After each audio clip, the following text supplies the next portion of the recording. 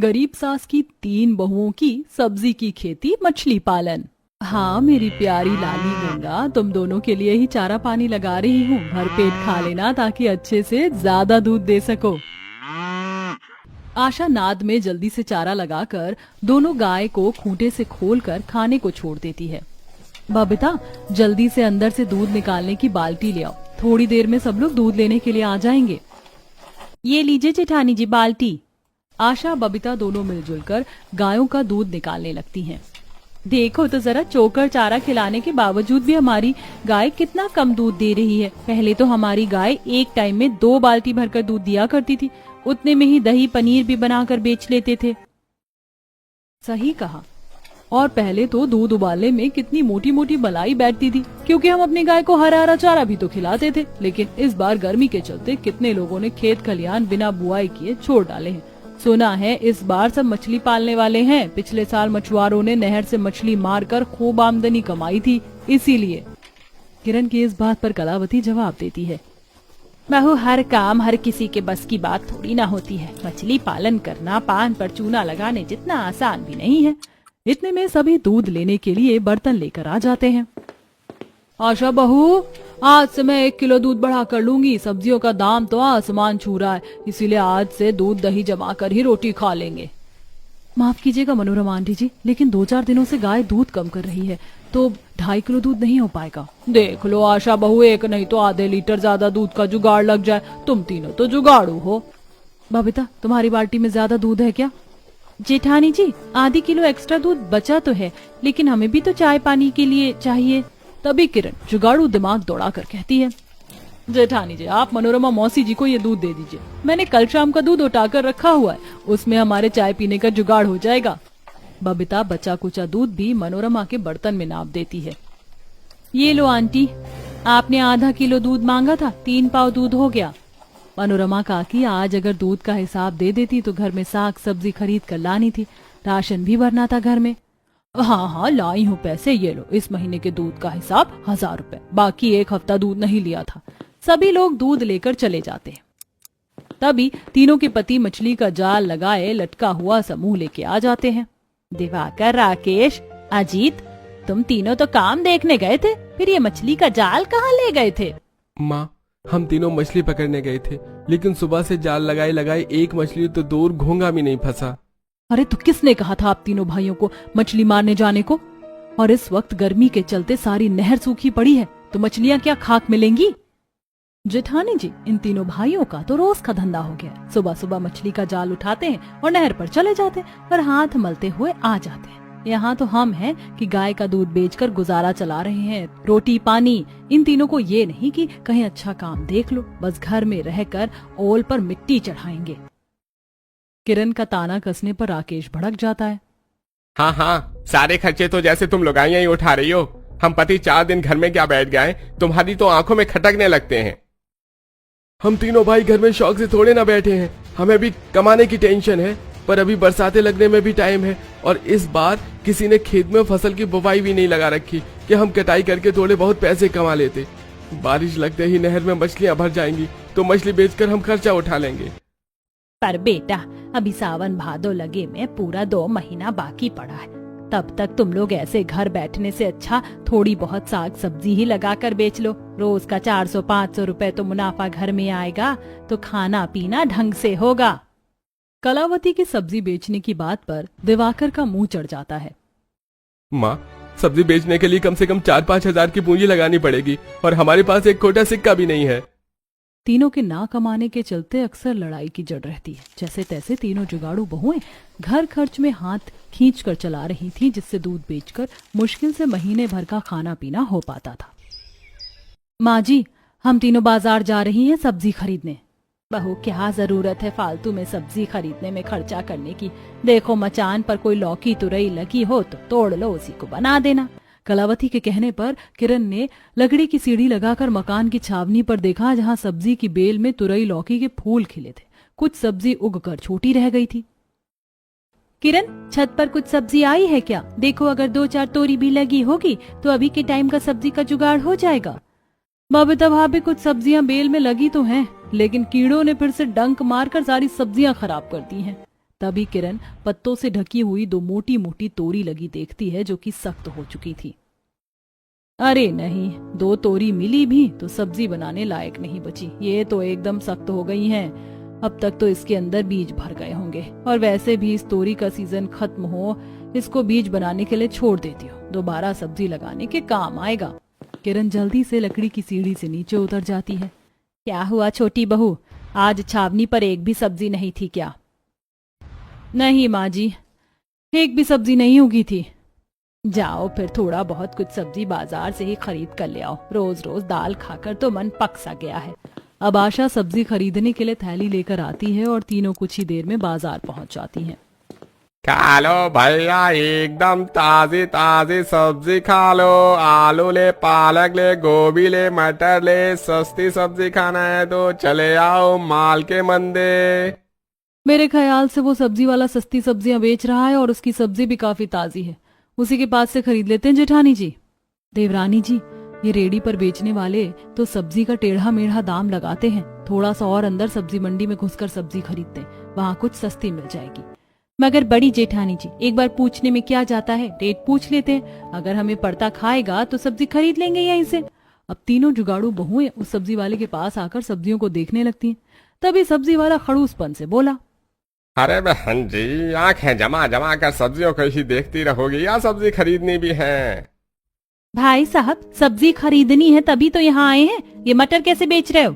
बहन जी, वैसे तो मटर 25 रुपए का पाव बेच रहा हूँ, पर 1 किलो 100 रुपए का लग जाएगा, बताइए कितना चाहिए? मटर का महंगा रेट सुनकर तीनों बहू की आवाज हलक में रह सी गई और आंखें फटी की फटी रह गईं। क्या कहा? मटर 100 रुपए किलो? मटर बेच रहे हो कि सोना बेच रहे हो? थोड़ा ठीक ठाक लगा लो। बहन जी, माल भी तो देखो, एकदम ताजा है। सस्ते मटर खाने हैं तो वहाँ थोड़े मटर पन्नी में पड़े हैं, बस थोड़े छिलके खराब हैं, पर अंदर से मटर के दाने एकदम ठीक निकल जाएंगे। 40 रुपए किलो लग जाएगा, बताइए। आशा ने मटर का पन्नी खोल कर देखा, गर्मी से सारे मटर गल कर खराब हो चुके थे और बास मार रहे थे, जिससे तीनों ने मुंह भींच लिया। भाई साहब, ये मटर तो 10 रुपए किलो खरीदने पर भी महंगा है और तुम 40 का रेट बेच रहे हो, नहीं चाहिए तुम्हारे मटर। इतना बोलकर तीनों जुगाड़ू बहू आगे बढ़ जाती। सब्जी वाला पिनक पड़ता है, अरे खरीदना नहीं था, फालतू में टाइम खराब कर दिया। इन जैसे गरीब को तो बस फ्री फंड में सब्जी दे दो खाने को। तीनों ने पूरा बाजार छान मारा, लेकिन हर जगह ही सब्जियों का रेट एक था। बाप रे, इन सारे के सारे सब्जी वालों ने तो लूट मचा रखी है। ऐसा लग रहा है जैसे सब्जी में हीरे मोती जड़े हैं जो इतनी महंगी बेच रहे हैं। जेठानी जी, सब्जियों का रेट सुनकर तो ऐसा लग रहा है जैसे 2-4 दिन बाद सुनार की दुकान पर सब्जियां तौले के रेट पर बिकेंगी। हाँ, पर खाने वाले तो इतनी महंगी सब्जी भी खरीद कर खा रहे हैं। ऐसी गर्मी के मौसम में थोड़ी हरी ताजी सब्जी खाकर ही तो शरीर में थोड़ी ठंडक मिलती है, लेकिन हम गरीब बहुएं वो भी नहीं खा सकती। सबसे सस्ता तो बस थोड़ा बहुत आलू बिक रहा है, 2-4 किलो आलू में से ही ले लेते हैं, हफ्ते भर तो चलेगा। आशा का जुगाड़ बबीता किरण को भी जचता है और थोड़ी देर में तीनों आलू खरीद कर वापस घर आ जाते हैं, जहाँ निक्की और मोनू आस लगाकर कहते हैं, आप तीनों हमारे लिए बाजार से क्या खाने को लेकर आई हो? बबीता दोनों बच्चों पर भड़क जाती है। ज्यादा चटोरे बनने की कोई जरूरत नहीं है, चीज खाना है तो जाकर अपने पापा को बोलो कमाने को। कमाई अठन्नी और खर्चा रुपया में भी सब चीज हम तीनों बहू चलाएंगे। डांट खाकर दोनों बच्चे उदास होकर कोने में चुप बैठ जाते हैं। तीनों खाना बनाने में जुटती हैं, तभी पड़ोस में से मछली बनने की महक आती है। आहा, कितनी बढ़िया मछली की खुशबू आ रही है, मेरा तो खाने का मन कर रहा है। बस एक तो हमारे पतियों की नाक इतनी तेज है कि किसी भी चीज की खुशबू फट से पड़ जाती है। हाँ, कमाना धमाना तो है नहीं, बस मछली खाने के लिए लाड़ चू रही है। मुझको तो मछली रसा खाने का मन सा हो रहा है। किरण, चिंता मत करो, बस एक बार बरसात लग जाने दो, फिर तुम तीनों को खूब बनवा कर मछलियाँ खिलाएंगे। तब किरण 4-5 आलू काट कर तर सब्जी बनाती है, बबीता रोटी बनाती है और दोनों मिलजुल कर खाना देती हैं। तभी दिवाकर पतली पानी जैसी सब्जी देखकर, अरे ये किस चीज की सब्जी बनाई है तुमने? पानी पानी सी लग रही है। जी, आलू की सब्जी बनाई है। अरे इतने कितने आलू डालकर बनाया था सब्जी, एक भी दिखाई नहीं दे रही। एक तो महीना भर हो गया मछली खाए, उसमें सब्जी भी इतनी थोड़ी सी खाने को डाली है। अजी, सारे आलू एक टाइम में बनाकर खत्म कर देंगे तो कल क्या कद्दू बनाएंगे? चुपचाप से खा लो। अब तीनों के पति मुंह से कोड़कर पतले पानी जैसी सब्जी के साथ खाने लगते हैं और बच्चे भी बेमन से खा रहे थे। तभी कर्जे वाला आ जाता है। अरे कहाँ चूहे के बिल में छुपे बैठे हराम खोरो, निकलो बाहर। इस कर्ज वाले को भी रोटी खाने के टाइम पर आना था। दिवाकर खाने पर से उठकर बाहर आता है। अरे लालचंद जी, आइए आइए, कैसे आना हुआ? अरे एक तो तुम लोगों ने मेरा कर्ज खा रखा है, ऊपर से जब पैसे मांगने आओ तो घर में से गुल रहते हो। कब लौटाओगे मेरे पैसे? लालचंद जी, अभी हमारा काम धंधा नहीं चल रहा है, थोड़ा सा टाइम लगेगा। अरे टाइम लगेगा बोल बोल कर तो तुम तीनों ने 6 महीने से मुझको अटरका रखा है। अगर अगले 1 महीने के अंदर मेरा सारा पैसा चुकता नहीं किया ना तो तुम्हारा घर हथिया लूंगा बेटा। कर्ज वाला धमकी देकर चला जाता है। तीनों भाइयों का मुंह जम जाता है। अरे क्या जरूरी था तुम तीनों को इस लालचंद से कर्ज काढ़ने की? इतना तेज ब्याज है इसका। फिर माँ, हमने कोई सुख से कर्जा थोड़े न लिया था। तुम्हारी तबीयत उन दिनों इतनी ज्यादा खराब थी और हाथ में पैसे नहीं थे, तभी तो लिया। हमारी किस्मत ही खराब है। अजी, अब भी कुछ नहीं बिगड़ा। आप तीनों भाई शहर जाकर काम कीजिए, हम बहुएं यहाँ दूध बेचकर घर चला लेंगे। मगर शहर जाने के लिए किराया भाड़ा लगेगा और जाते ही काम थोड़े लग जाएगा। कोई नहीं, हम तीनों बहू ने थोड़े पैसे जोड़ कर रखे हैं। आप तीनों इन पैसों से जाने की व्यवस्था कीजिए। तीनों जुगाड़ू बहू ने किसी तरह घर का खर्चा काट कर जो थोड़ी बहुत पैसे बचाए थे वह अपने पतियों को दे देती हैं, जिससे वह अगले ही दिन शहर चले जाते हैं। इधर दूध बेचकर तीनों घर चला रही थी। पिछले कुछ दिनों से हमारी दोनों गाय कुछ ज्यादा ही कम दूध कर रही हैं। ऐसा रहा तो कैसे चलेगा? जेठानी जी, कुछ दिनों से हमारी गाय गोबर भी ढीला कर रही है और अब इनका दूध भी कड़वा सा लग रहा है। लगता है दोनों गाय गर्भवती हैं। तभी मनोरमा, जो उनसे दूध खरीद कर ले जाती थी, उल्हाना देती है। अरे आजकल तुम्हारी गाय का दूध बिल्कुल भी अच्छा नहीं लग रहा और पहले की तरह दूध में मीठापन भी नहीं है, इसीलिए ये लो इस महीने का हिसाब और अब मैं तुमसे दूध लेना बंद कर रही हूँ। बाकी ग्राहक भी तीनों से दूध खरीदना बंद कर देते हैं। अब तीनों का रोजगार बंद हो जाता है। थोड़े ही दिनों में बरसातें भी लग जाती हैं और अब नहर में मछलियां आ जाती हैं। कुछ दिन बाद, इतने दिन हो गए हम तीनों के पतियों को शहर गए हुए, पता नहीं शहर जाकर क्या कर रहे हैं, हाल चाल भी नहीं पूछा। तभी सब्जी वाली पड़ोसन शांति फोन लेकर आती है। अरे ओ आशा, बबीता, किरण, लो तुम्हारे पतियों का शहर से फोन आया है। कलावती फोन लेकर बात करती है। हेलो माँ, मैं दिवाकर बोल रहा हूँ। दिवाकर बेटा, अरे कैसे हो तुम तीनों? कोई काम काज मिला कि नहीं? माँ, 2 दिन पहले ही काम पर लगे हैं, पर तनख्वाह बड़ी कम है। अच्छा बेटा, अगर हो सके तो थोड़े पैसे भिजवा दो। यहाँ दूध का काम भी बंद हो गया है, बड़ी दिक्कत है। माँ, 2-4 दिन ठहर जाओ, पैसे भिजवाता हूँ। एसटीडी से कॉल किया है, बाद में करता हूँ। इतना बोलकर दिवाकर कॉल कट कर देता है। माँ जी, इन तीनों ने पैसे भेजने को लेकर क्या कहा?